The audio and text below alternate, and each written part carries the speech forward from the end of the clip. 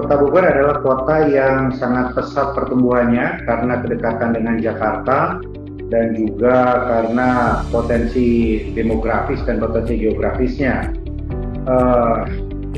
Itu juga diiringi dengan banyak sekali kebutuhan tata ruang, kebutuhan transportasi publik, dan kebutuhan pelayanan publik. Tidak mungkin Kota Bogor akan beradaptasi dengan pertumbuhan yang cepat itu tanpa menggunakan teknologi. Nah, karena itu sejak tahun 2014 kita menekankan betul konsep Smart City untuk Kota Bogor agar bisa beradaptasi dengan perkembangan, agar bisa melakukan akselerasi memenuhi kebutuhan-kebutuhan warga. Jadi Smart City untuk memudahkan pelayanan publik, Smart City juga untuk menyelesaikan persoalan-persoalan yang ada. Ada persoalan transportasi, ada persoalan pendidikan, ada persoalan kemiskinan, ada persoalan lingkungan hidup, dan lain-lain gitu. Dan hari ini ketika kita diterjang oleh COVID-19, Kota Bogor juga mendorong untuk melakukan akselerasi penggunaan teknologi dalam konteks tidak saja mengatasi pandemi, tapi juga membuka ruang-ruang untuk terciptanya hal-hal yang baik di Kota Bogor. Jadi ada ikhtiar untuk menyederhanakan birokrasi, untuk sistem informasi pandemi, dan juga untuk memberikan bantuan kepada warga. Ya, ada platform-platform yang kita bangun ini dalam pandemi ini. Jadi kita merasakan betul terjadi akselerasi Smart City justru di masa pandemi. Kira-kira begitu.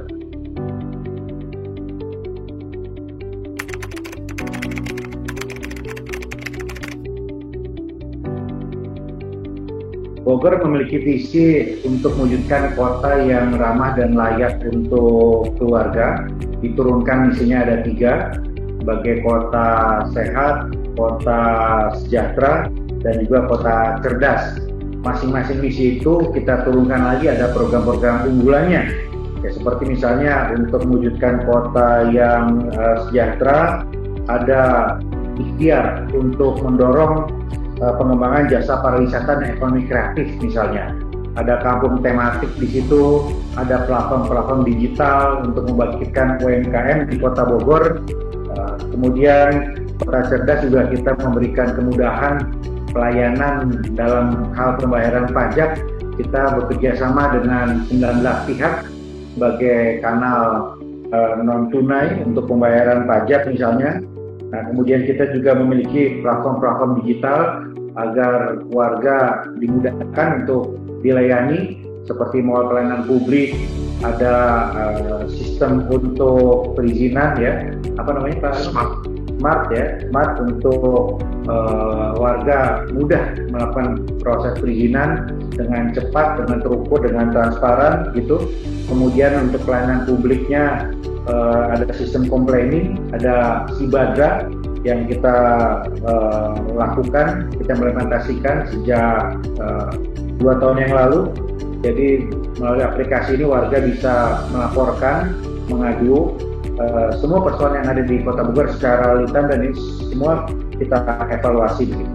Jadi banyak sekali program unggulannya, tapi intinya adalah memudahkan pelayanan kepada warga, meningkatkan kesejahteraan perekonomian warga melalui berbagai macam inovasi tadi.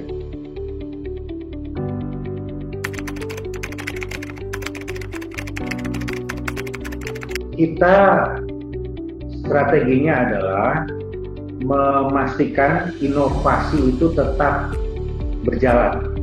Jadi setiap tahun saya menantang semua OPD untuk memiliki inovasi-inovasi. Ya, Sibadra itu hasil inovasi tadi. Kemudian ada Jaga Asa, Jaringan Keluarga Asuh Kota, itu juga hasil inovasi kita gitu. Kemudian mall pelayanan publik itu hasil inovasi kita. Semua inovasi itu saya pastikan tetap berjalan, bukan hanya untuk mendapatkan penghargaan, tapi sekali lagi untuk memudahkan pelayanan warga. Jadi banyak kasus di mana inovasi itu tidak berlanjut, inovasi itu tidak sustain. Jadi prinsipnya adalah sustainability ini harus diperhatikan oleh semua. Ya, saya pastikan semuanya berjalan dan semuanya dikembangkan begitu. Nah, ke depan tentu inovasi ini akan merambah ke banyak sektor lagi. Kita dalam waktu dekat akan meluncurkan program by the service, ya, program BTS, ada 75 bis menggantikan angkot. Nah, di situ insya Allah juga akan dikenalkan sistem-sistem yang menunjang terjadinya cashless transaction payment di situ. Kita akan masuk ke transportasi di situ. Kemudian kita secara bertahap juga akan melakukan pengadaan bis listrik, ya, untuk menggantikan bahan bakar premi yang sudah ada gitu ya. Kemudian kita juga terus akan meningkatkan inovasi untuk mendorong UMKM. Kemarin kita baru luncurkan program Bogor Hits, jadi platform digital UMKM yang di situ kita bukan saja talent scouting, tetapi juga capacity building, marketing, dan financing di situ. Ya, saat ini ada 800 mitra dari Bogor Hits yang masuk di platform Bogor Hits ini, yang ketika masuk di situ nanti punya kesempatan untuk berkembang sampai pangsa ekspor. Nah, ini yang sekarang sedang kita fokuskan, ya, karena kita melihat bahwa di post pandemi ini ada sektor-sektor yang bisa kita dorong lebih cepat agar bukan saja terjadi economic recovery, ya, tapi ada economic rebound di sini. Bukan saja pemulihan ekonomi, tapi percepatan ekonomi tadi. Gitu kira-kira.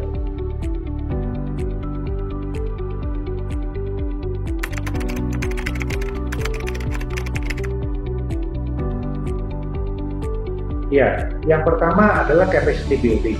Jadi adalah satu tugas dari pemerintah kota untuk bisa meningkatkan kemampuan literasi digital dari ASN sendiri, ya, tidak saja di Kominfo tapi di semua. Jadi melek digital ini, familiarity terhadap smart city ini harus merata semua. Jadi yang pertama ada capacity building, yang kedua adalah sustainability, yang saya sampaikan tadi. Jangan sampai inovasi itu terhenti, jangan sampai smart city ini hanya sebatas pengadaan fisik, hanya sebatas untuk kemudian membuka satu aplikasi, tapi tidak berlanjut begitu. Itu yang kedua. Nah, yang ketiga, tantangannya juga adalah bagaimana membiasakan warga untuk menggunakan layanan ini. Ya, aplikasi yang saya sebutkan tadi, ada Sibadra, ada kanal pembayaran sebagainya, ini harus terus-menerus disosialisasikan, harus terus-menerus dikomunikasikan agar warga paham keberadaannya dan mau menggunakannya. Kalau enggak, maka akan lewat gitu. Jadi saya kira penekanannya tiga tadi, di internal tadi capacity building ASN, di warga tadi familiarity, sosialisasi dan komunikasinya, dan yang ketiga adalah mengkonekkan itu antara warga dan internal dengan sustainability, keberlanjutan dari semua platform digital atau inovasi-inovasi yang ada terkait dengan smart city.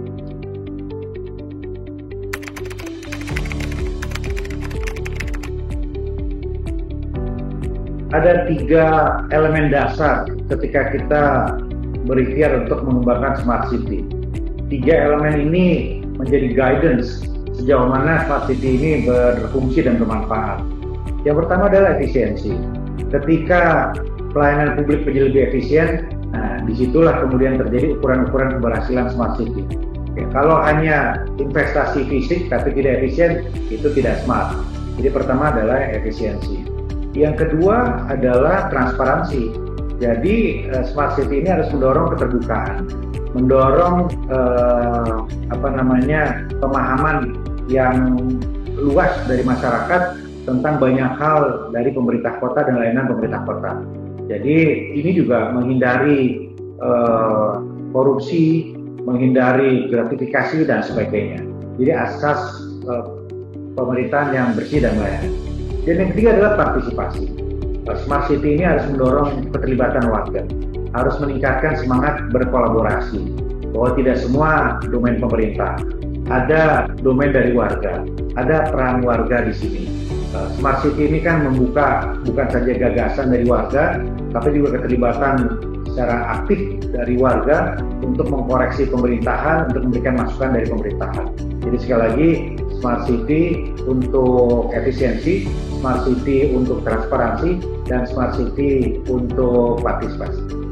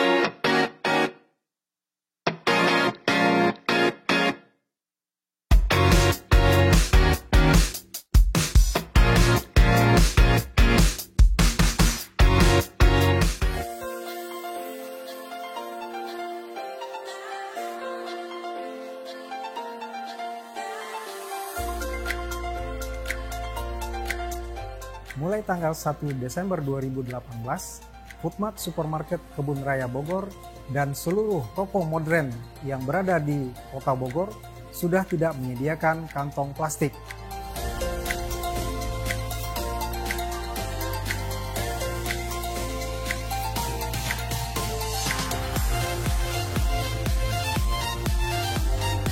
Kantong plastik tersebut berdampak sangat besar terhadap lingkungan, baik di darat maupun di lautan. Ayo pelihara bumi Indonesia dengan belanja asik tanpa kantong plastik.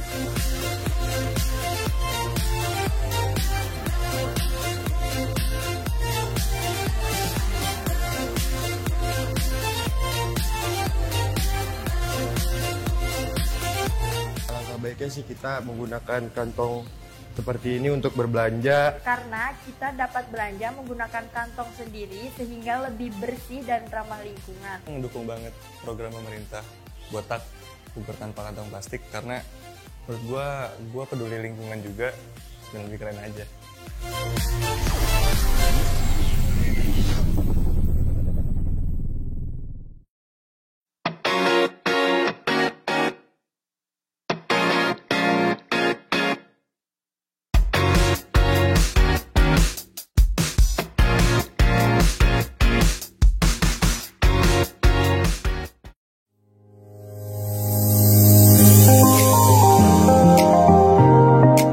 Kami dari Dinas PUPR selama ini momentum untuk pelaksanaan pedestrian Kota Bogor itu pada pekerjaan trotoar Kebun Raya. Kebun Raya itu dilaksanakan pada tahun 2016, sekitar panjangnya 4 km, di mana di situ kita melebarkan ya trotoar dari sebelumnya sekitar 3 atau 2 meter itu ke selebar 5 meter. Memang beberapa kendala ya di trotoar kita itu kan kalau melebarkan trotoar otomatis kan kita agak mengganggu jalan ya. Artinya dalam satu badan jalan, kalau kita melebar trotoar, artinya lebar jalan akan diperkecil. Tetapi selama ini kendala yang memang agak lebih kita rasakan itu ternyata trotoar itu banyak digunakan sebagai tempat pedagang. Artinya mungkin kan Kota Bogor juga beberapa program untuk lokalisasi pedagang dan sebagainya. Nah, kita itu biasanya terhambat di situ. Jadi ada beberapa tempat trotoar yang harus dijadikan pejalan kaki digunakan sebagai pedagang kaki lima. Kemudian ada juga yang memang tempat parkir yang kita memang belum bisa disediakan dan lain sebagainya. Tetapi dari kami Dinas PUPR sudah merencanakan titik-titik trotoar mana yang akan kita kembangkan. Mungkin bisa dalam jangka pendek, jangka panjang ya. Artinya dalam jangka pendek ini kan trotoar ini dengan selebar minimal 4 atau 5 meter ini kita bisa gunakan sebagai tempat olahraga, kemudian tempat jalan-jalan ya, tempat interaksi antar masyarakat Kota Bogor. Tetapi kalau dengan zaman sekarang dengan pandemi ini kan mungkin bisa dibatasi ya interaksinya, artinya harus ada jaga jarak. Manfaat lainnya kalau misalkan sudah terkoneksi nih antara trotoar satu dengan lain, antara jalan satu dengan jalan lain, mungkin bisa dikembangkan dengan wisata kuliner, kemudian dengan wisata lain lah yang memang ke depan ini akan menjadi concern Kota Bogor sehingga bisa dirasakan manfaatnya oleh masyarakat. Dengan adanya pedestrian yang dibangun oleh pemerintah ini, saya sebagai pengguna merasa mendapatkan hak saya, yaitu berupa kenyamanan dan keamanan saat saya berjalan kaki dan berolahraga.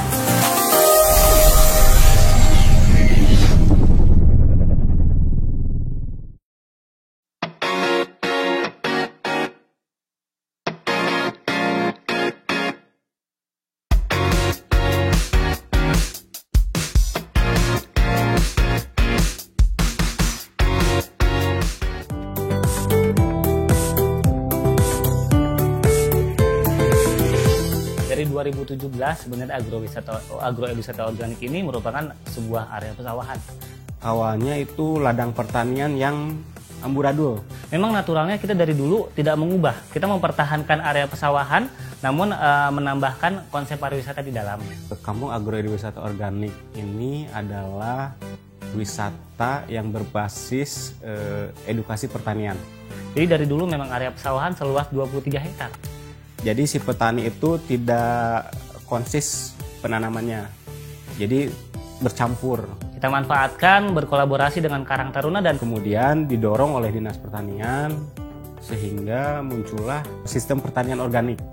Jadi tidak menggunakan pupuk pestisida, semuanya alami. Di agrowisata organik ini semua yang terlibat itu masyarakat. Dari masyarakat untuk masyarakat kepada masyarakat. Hampir semua yang ada di agrowisata organik ini, pegawai, juru parkir, UKM, ataupun yang berhubungan langsung dengan agrowisata organik itu merupakan warga Mulia Harja, khususnya di Ciharasas. Karena kenapa? Karena hasil dari pariwisata ini kita olah sehingga semua unsur itu terdampak peningkatan ekonominya. Konsep yang kita tampilkan di situ di agrowisata organik itu merupakan sebuah konsep kolaborasi. Di agrowisata organik ini merupakan tempat wisata baru di Kota Bogor ya, yang hadir di era masa pandemi COVID-19 ini. Makanya konsep dimunculkan yaitu konsep dengan area pesawahan, dengan view Gunung Salak dan Kota Bogor yang terlihat jelas dari agrowisata organik Mulia Harja. Jadi selain itu kita ada wisata edukasi, ada wisata spot foto dan juga ada wisata kuliner.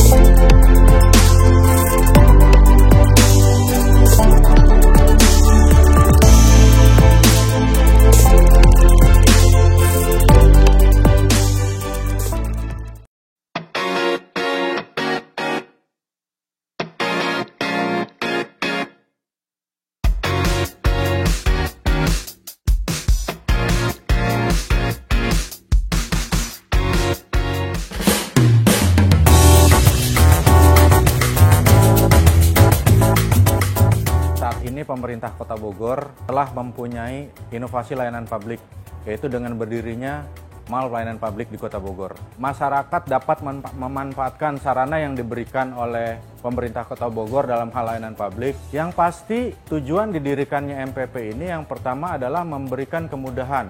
Yang kedua, dengan didirikannya MPP ini adalah dengan memberikan kepastian. Jadi, Mall Pelayanan Publik ini memberikan kemudahan dan kepastian layanan publik yang diberikan pemerintah kota kepada masyarakatnya.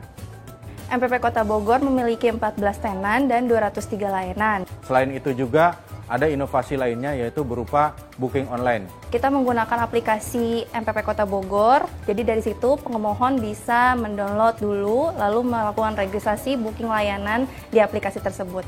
Pemohon tidak perlu lagi datang berbondong-bondong ke MPP. Cukup melakukan registrasi di rumah masing-masing. Dan kemudian nanti setelah registrasi bisa langsung datang ke MPP dengan menentukan jam berapa mereka mau datang ke MPP. Alhamdulillah sangat mendukung sekali karena untuk kemajuan usaha saya juga. Awalnya pembuatan akte nih, tahu-tahu waktu ke sini diurusin juga dengan kakaknya. Kalau kita lihat di tahun lalu, di tahun 2020, seluruh layanan yang kita berikan itu jumlahnya sekitar 34.000. Jadi dari 203 layanan dan 14 tenan ini kita sudah melakukan layanan sebanyak 34.000 di tahun 2020. Sedangkan di tahun 2021 ini sampai dengan bulan April 2021 kita sudah melakukan dan sudah memberikan layanan sebanyak 6.080 layanan yang kita berikan kepada masyarakat Kota Bogor. Sangat bagus, ramah, cepat, mudah. Sangat membantu, lebih mempercepat, singkat juga, nggak membutuhkan waktu yang lama sih. Mungkin kendalanya hanya dari internet. Kalau internet kan harus kita punya kuota gitu, hanya itu saja sih kayaknya.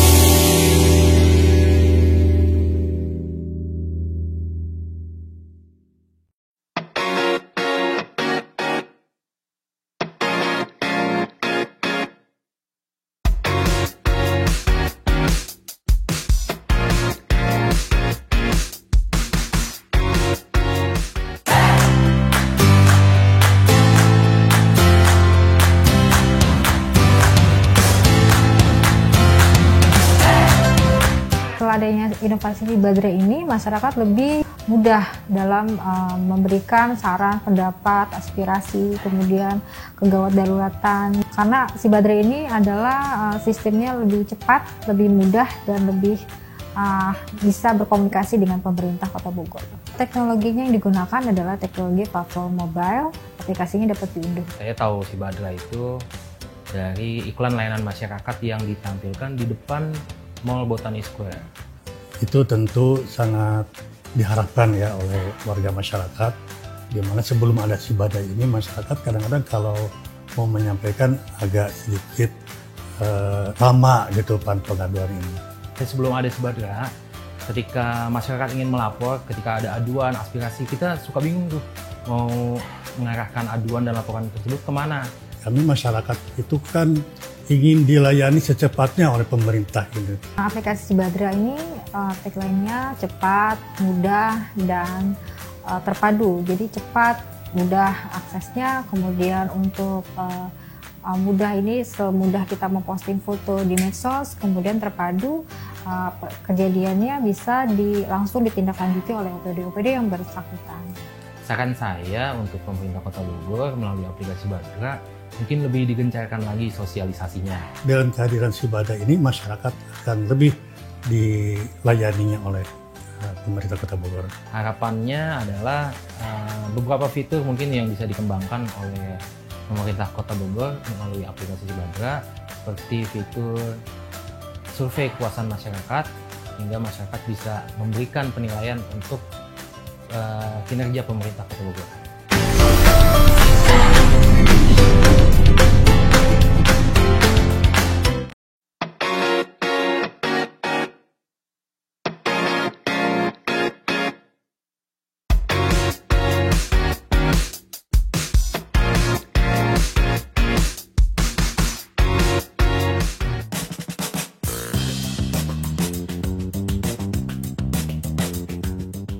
Jadi ABCDE itu singkatan dari Agriculture Based Community Development Environment, yaitu pembangunan lingkungan pada kelompok masyarakat berbasis pertanian. Jadi kami di sini mengajak masyarakat khususnya kelompok tani di Kota Bogor untuk sama-sama bersinergi program dan berkolaborasi kegiatan dalam menciptakan atau mewujudkan kampung-kampung tani perkotaan yang ramah lingkungan.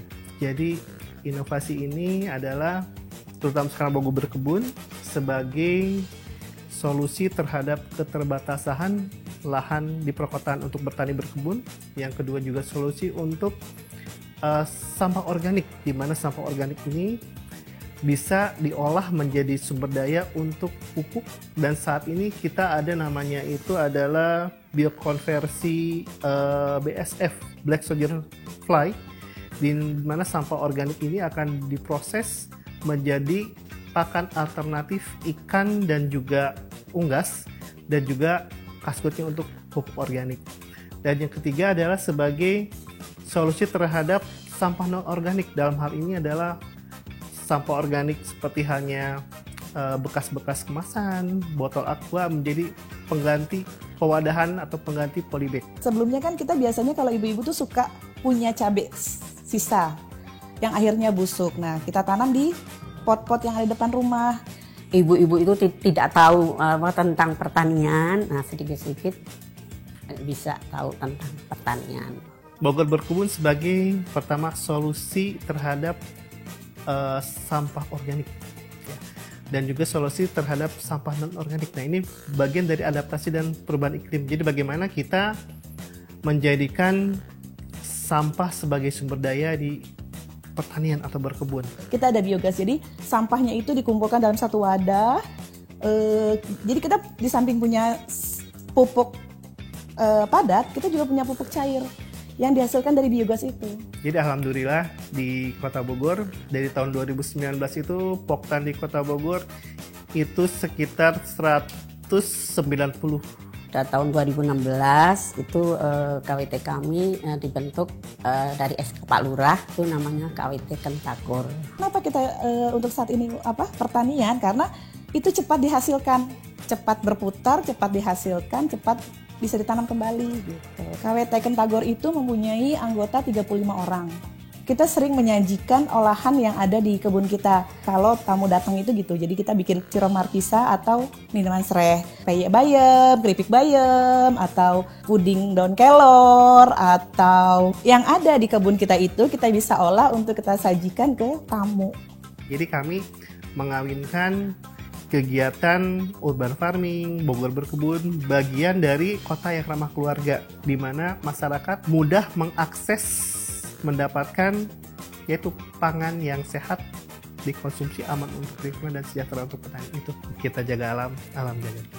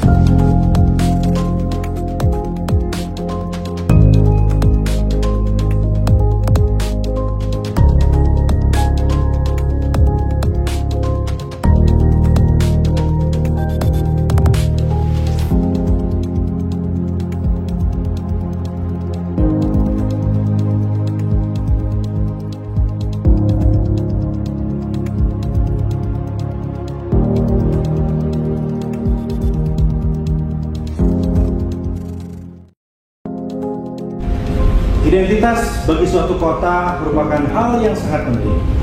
Dilihat dari faktor sejarahnya dan juga potensi yang dimilikinya, Bogor memiliki 3 identitas yang paling utama. Yang pertama adalah Bogor sebagai kota pusaka atau heritage city. Yang membedakan Bogor dengan kota lainnya adalah bahwa sejarah mencatat Bogor sebagai pusat dari kerajaan Sunda Pakuan Pajajaran. Di Bogor juga banyak titik-titik yang menjadi target utama dari wisatawan tidak saja domestik tetapi juga mancanegara, seperti Kebun Raya tentunya, kemudian ada Istana Bogor, dan juga beberapa titik lainnya yang baru saja dibangun oleh pemerintah Kota Bogor, seperti Lawang Surya Kencana sebagai simbol dari akulturasi di Kota Bogor, dan juga Lawang Salapan sebagai titik di mana Kota Bogor menyambut pengunjungnya dengan tangan terbuka.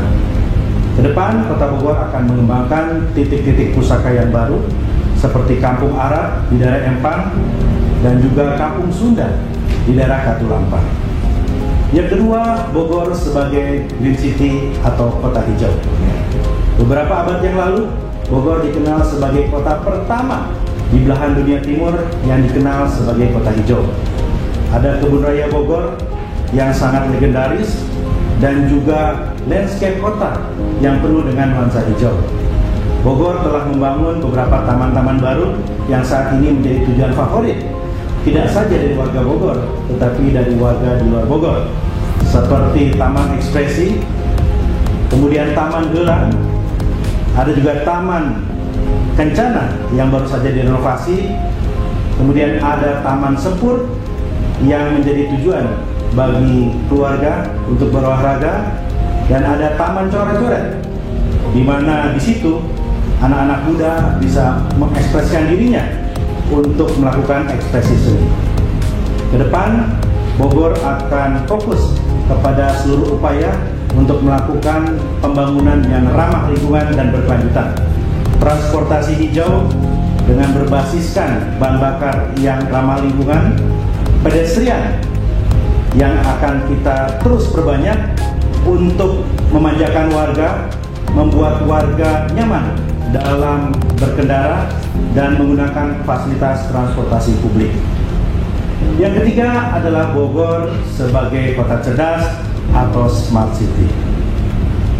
Jumlah kelas menengah yang terus bertambah di Kota Bogor, keberadaan beberapa universitas yang memiliki kemampuan untuk mengembangkan ilmu pengetahuan di Kota Bogor menjadi modal bagi Kota Bogor untuk melangkah menuju kota cerdas. Kota cerdas untuk meningkatkan pelayanan terhadap publik.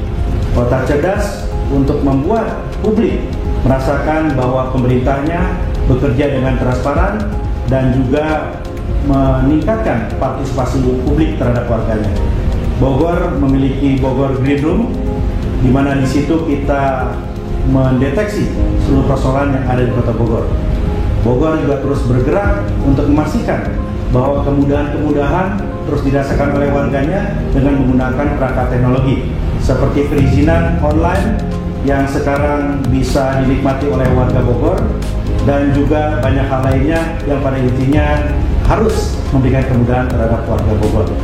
Kota Bogor terus bergerak untuk membuat warga Bogor menjadi nyaman, menjadi bangga di kotanya, dan warga Bogor harus menjadi tuan rumah di kotanya sendiri. Dinukiwari ngancik nubiari sejak aina sampai gagal. Apa yang kita miliki sekarang, apa yang kita alami sekarang, dan apa yang kita nikmati sekarang merupakan ikhtiar dari apa yang dilakukan oleh pendahulu kita. Dan apa yang kita lakukan sekarang, insya Allah akan dinikmati oleh generasi yang akan datang. Bogor bisa.